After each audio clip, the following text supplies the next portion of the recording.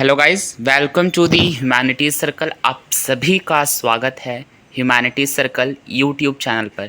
Guys, आज हम discuss करने वाले हैं कक्षा 11वीं के हिस्ट्री का आपका पहला चैप्टर लेखन कला और शहरी जीवन। इसके बारे में आज हम बात करेंगे कि आखिर इस चैप्टर में किस चीज़ के बारे में बात की गई है। फुल डिटेल में जानेंगे, वीडियो स्किप नहीं करना है। आप मुझे थोड़ा सा अपना कीमती समय दीजिए और चैप्टर को फुल रिकॉल कीजिए, रिवाइज कीजिए बार बार। बहुत अच्छा वीडियो है।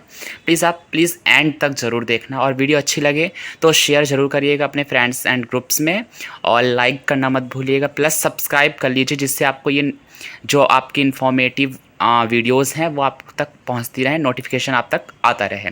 चलिए वीडियो स्टार्ट करते हैं।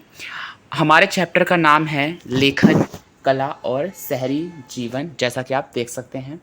सबसे नंबर 1 पॉइंट ये है, इसमें हम मेसोपोटामिया के बारे में बात करेंगे। मेसोपोटामिया आजकल इराक गणराज्य का हिस्सा है। बहुत इंपॉर्टेंट पॉइंट है। तो मैं आपको दोबारा बता देना चाहता हूँ, हम दोबारा इसको रिकैप करते हैं कि ये जो मेसोपोटामिया है, आप यहाँ पे नाम देख रहे हैं मेसोपोटामिया, ये आजकल इराक गणराज्य का हिस्सा है।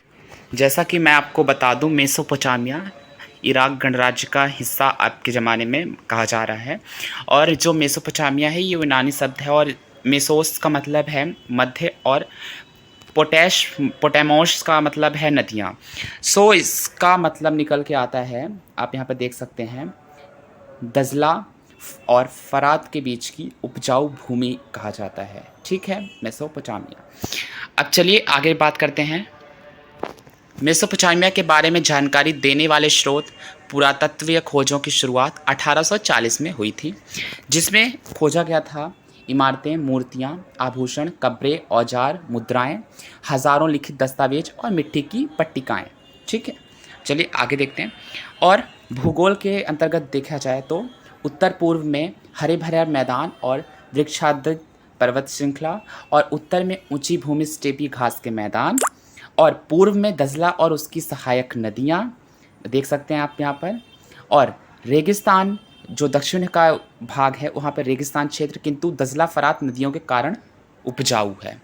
जो दजला है और फरात, ये नदियों के कारण क्या है, उपजाऊ है। चलिए आगे देखते हैं।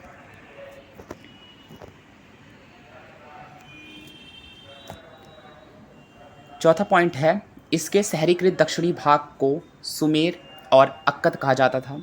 बाद में इस भाग को बेबीलोनिया कहा जाने लगा। ठीक है, बेबीलोनिया। चलिए आगे देखते हैं। इसके उत्तरी भाग को असीरियाइयों के कब्जा होने के बाद असीरिया कहा जाने लगा। ठीक है, उत्तरी भाग को असीरियाइयों के कब्जा होने के बाद इसको असीरिया कहा जाने लगा, ऑब्वियस सी बात है। एंड सिक्स्थ है, सुमेरियन, अक्कदी तथा अरामाइक इसकी प्रमुख भाषाएं हैं। अगर आपको मेसोपोटामिया की प्रमुख भाषाओं के नाम पूछें तो सुमेरियन, अक्कदी तथा अरामाइक इसकी क्या हैं, प्रमुख भाषाएं हैं। आप यहाँ पे देख सकते हैं, ये तीनों भाषाएं यहाँ पे आपको दिख रही हैं। नाम आपको याद होने चाहिए पूरे। अब वीडियो बाद में भी देख सकते हैं, पहले आप ध्यान से सुन लीजिए क्या बात की जा रही है। अब आगे डिस्कस करते हैं। 7वां पॉइंट है, इस सभ्यता में नगरों का निर्माण 3000 ईसा पूर्व में प्रारंभ हो गया था। उर और मारी इसके प्रसिद्ध नगर हैं। ठीक है, उर और मारी इसके क्या हैं, प्रसिद्ध नगर हैं मेसोपोटामिया के। 8वां है, यहाँ स्टेपी घास के मैदान हैं, अतः खेती की तुलना में पशुपालन आजीविका का अच्छा साधन है। अतः यहाँ कृषि, पशुपालन एवं व्यापार आजीविका के क्या हैं, विभिन्न रिसोर्सेज, साधन हैं। चलिए आगे बात करते हैं। 9वां पॉइंट है, यहाँ के लोग औजार बनाने के लिए कांसे का इस्तेमाल करते थे। किसका इस्तेमाल करते थे, एक नंबर में पूछा जा सकता है कि मेसोपोटामिया के लोग औजार बनाने के लिए किसका उपयोग करते थे, तो आपको पता होना चाहिए कांसे। ठीक है, कांसे का उपयोग करते थे। चलिए आगे बात करते हैं।